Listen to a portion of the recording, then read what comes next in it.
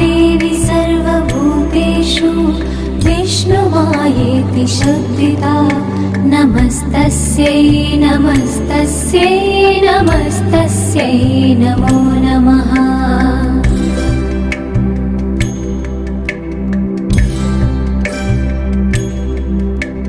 या देवी सर्वभूतेषु चेतनेत्यभिधीयते नमस्तस्यै नमस्तस्यै नमस्तस्यै नमो नमः।